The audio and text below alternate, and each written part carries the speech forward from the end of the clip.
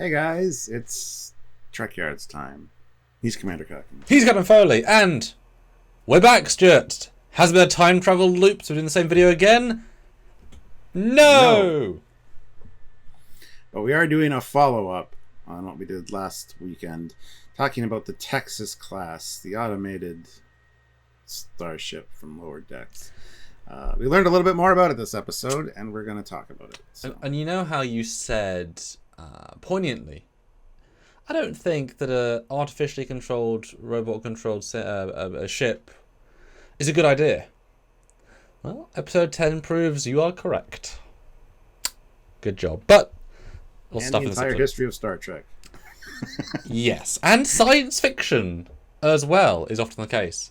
But the first shot we have is a very clear, no motion blur, because a lot of the shots are now very, very crystal clear of the ship. We saw it a lot in this episode, doing a lot of dodgy things. This is a very, very nice, clean shot. So what do you think now? You've had a week to process and can see it in full detail. What do you think? Still love the design. It's a sturdy, tough little ship. And yes, it is little. But is it? I don't know. We'll have to Workby scale. I mean, Workby scale is, they're not, yeah, pretty small. Yeah. Still like it. I think it's a cool design. It's definitely reminiscent of like a Nova class or something. It makes all the sense, which is strength and weakness, because it's like, yeah, makes sense. But in this, you can definitely see more details, which I really appreciate. Yay, the RCS. Phaser strips, which I don't believe were lit last week, or at least you couldn't really tell. But now, yeah, we know those red beam, those red glows in the edge of the source are also phasers, although they mostly use the top phasers, so I wonder why they're special. Appearing to be unimportant cutouts either side of the source, which I didn't realize they had. I wonder what they are. I would say like cargo lifts, but there's no room in the saucer to lift them down, so they can't be. Yeah, I don't know. They just look cool. They do just look cool. Yeah. But they absolutely blessed us, Stuart, next view, with a full bloomin' hell MSD. And I did some corner repinning to make it kind of flat, because it was at a weird angle. And we get a very clear view of the ship. My goodness, thoughts? My first thought was, wow, that's a lot bigger than I expected, because I thought those were all decks. I'm pretty sure they're not decks. Just like we said, based on the workby scale. It doesn't need to be, since it's fully automated, there's probably like one or two like important rooms for maintenance and all that. The rest could just be conduit for like power transfer to the phasers, the heavy weapons. It could also just be like a solid brick, like we kind of talked about in the last episode, where it doesn't need any really internal volume. So getting hit by phaser fire is just going to be like, okay, whatever. There's not much here that's recognizable. I don't see, well, unless that's, I was going to say I don't see the computer core necessarily, but that could be that one thing there. We do see the warp core, so we have a little bit of sense of scale. Yeah, certainly the deck scale. There's clearly two livable deck areas. Yeah. One near the top, you can see a person scale, 2 decks, but then almost every other line is half that. So clearly, yeah, they've got a bit of livable space for, as you say, repair, etc. And there's 2 zones, one in the primary, one in the secondary. Everything else is just mechanical. I like that a lot. I'm confused why there's a torpedo launcher in the pilot in the nacelle at the top back. Because that's a torpedo launcher graphic, isn't it? It's similar, but it's not the same. No, it's whatever that is what's in the fin of the nacelle. So yeah, it's not. I think the torpedo launchers are those like magazine type things. That's what I was going to say as well. Yeah, clearly that's a magazine loaded thing, which would, I mean, if it's gonna come up, it needs to be loaded from somewhere. I can have although do you think the things in front of the, so assume that's a magazine, do you think those little dots in front of it are all torpedo storage? Very possibly. It looks like they might feed into that magazine and then load up to the launcher at the top there. So differently orientated, but that I wouldn't have a problem with.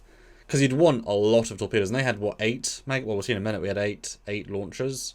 I mean, if you fire that constantly, you're going to burn through a lot of stuff. But it's definitely a very unusual one. There is so much circuitry-looking circuitry in it, which makes sense. Very apt. Yeah, it was great that they gave us an MSD. Lower Decks is fantastic for that. Just showing us a MSD on a pad or and having it crystal clear that you can zoom in and like take a look. Because this stuff is not necessary. This stuff is hard. This stuff is, you got to put thought in and do it right. But I know that Mike Okuda joined the team to some extent to have either do some more help, and so this feels like one of, certainly his protege did this, and it's great. I love the engine detail. But the next shot though is two interesting reveals, Stuart. On the right we have a reveal of the secret agent man person, not Section 31. He was actually a TNG Buen Amigo, Lieutenant Commander, and on the left you have the internal structure of the Texas class with the M5 blinky light element throughout the ship and M5 circles as well. My God. What do you think when you saw this frame, Stuart? I was like, really? That's a little bit on the nose that hasn't changed in that amount of time. But there's 4 of them now. That's changed. I know. It's the M20, I guess. Sure. I like the visual reminder of the M5. Even on the display screen in the war room kind of thing, it was in the lower corner, and I'm like, that's cool. This is also our first time seeing a full TNG costume in close-up as well. Because we've done a TNG Lodex for our version, which I had to like sketch and design, so it's interesting to see how ours, their red line is thicker than ours. Apart from that's quite close. No, it's neat. I do like the M5 references for sure. A subtle touch. Well, it's not subtle, Stuart. That's the joke. It's not subtle. I mean, for audience members that won't get it, that's fine. It's a very TOS reference, but it certainly telegraphs it's gonna go bad. I mean, you can't get more ships on a mission to kill other people sort of telegraph. But I did think the way they integrated the very sporadic, bold TOS M5 version, this was very fadey, phasey. Like, it had a nuance to it that I thought was a nice modernization. It's the same, but newer. So I thought that was nice. And to have the bloody circle things is just beautiful. Silly and beautiful was my thought. But the next shot, though, is the sort of funnest detail reveal. And we've got an extreme close-up showing the detail of the ship, or the Aztecing. Yes, the thing has, I was wrong, 12 forward torpedo launchers.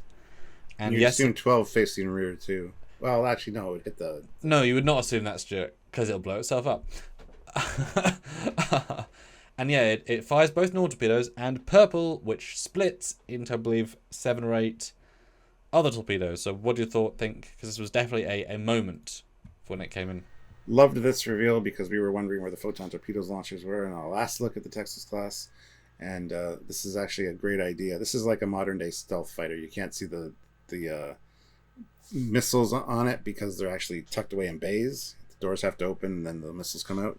So I like that. I do want to know what kind of torpedoes these are though, because they're not quantums, they're not photons, and they're pretty powerful with the way they took out the Cerritos. So I thought it was awesome to have this cartridge, or this launching system that retracted. And I thought it was a fantastic idea. So I was happy to see it. Yeah, it definitely upped the tactical element vibe of the ship, which phasers, as I said on last week's, are great, but they've only got a certain amount of yield, and only for non-shielded. So once they know shields, it can rip apart anything, but then torpedoes do even more. So how do you amp up just standard torpedo launchers, retractable? And I can imagine there's probably one on the bottom of the ship, I would probably guess. And in fairness, if that was then the aft firing, just the same thing but reversed, that'd be super cool. I mean, that would have been a hell of a moment if there was like a moment at the end of the episode where they'd like 3 Cerritos and then more showed up, and there was a multi-firefight kind of like Nemesis, and they did aft 12. They're firing, 12 forward, 12 aft. They could have done but that's fine. But yeah, looks fantastic. The purple was confusing because that's now got to be a thing, unless it is just photon torpedo with the with an inbuilt ability to split. Because there is an argument that it's probably just a full spread, which does launch as a single sometimes, often. So is it a full spread? Is it a splitting torpedo? Because I kind of like the idea that they're... Because, I mean, what is a torpedo? It's a shell casing, but the plasma is not the torpedo. You can have some wiggle room there. So if it's launching like a cluster missile which then splits, so it is actually a photon torpedo casing, like a big container that launches 6 medium-sized torpedoes. So they're not micro, but they're like a new mid-level. And so you're able to for a 20% bigger outer casing, you're able to get 8 medium-sized torpedoes, which then fire. I don't know. There's stuff to be considered there, but it looked cool and it was devastating. So yeah, when I first initially saw it, I thought, oh, they got micro torpedo launchers, but I don't know. I don't think these are micro torpedoes. I know what you mean though. Like, it would be cool if the casing was segmented into like 6 parts, and fires, it can do that if it needs to, depending on the mode that was selected. That'd be kind of neat. Yeah, because it's hard to dodge 6, and if you've got 12 and each of them actually 6 torpedoes. And if you want it to bomb a large vicinity, a large area, that's... But Stuart, it's a second contact ship. Why do you need 12 forward torpedo launchers in one tube setup? Well, it's not a second contact ship. It was just an automated ship that one Amigo wanted to like push for that, just to get the Cali class out of. So yeah, I don't think it was designed for second contact at all. It's just as an attack drone. For a battle like with the Dominion, perfect. But yeah, but it did look cool for sure. Next shot though, yes, it turned evil. It went red. Are we happy about that happening in the single episode, or would you prefer it to have been more of a longer drawn out twist, a season 4 plot? No, I'm happy the way it happened. Honestly. Introduction and payoff. I love it. Since this was a 2-parter, this is perfectly done, I think. But if this had been Picard, this would have been dragged out over 10 episodes, and it would have been razor thin in spots. And we've ended with giant tentacle creatures coming from a different dimension somehow.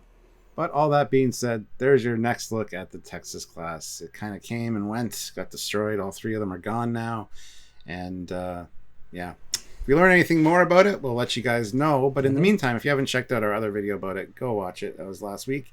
And there's quite a few nice shots and, kind of speculations on our part. So check it out. Make sure you subscribe to the channel so you don't miss any of the content like that. Please hit that like button and join us for lives where you can help us out in other ways as well. Like super chatting during lives we do every single week, or super thanksing, which is a button on any video. Will be amazing. Any video, seriously. Or Patreon, or join the channel, which are monthly. Or just saying hi, any chat, any comments. Those sorts of interactions help the algorithm as well. So really, it's a broad spectrum, and almost all of it helps a lot. But super chats do help in a great way. So thanks a lot.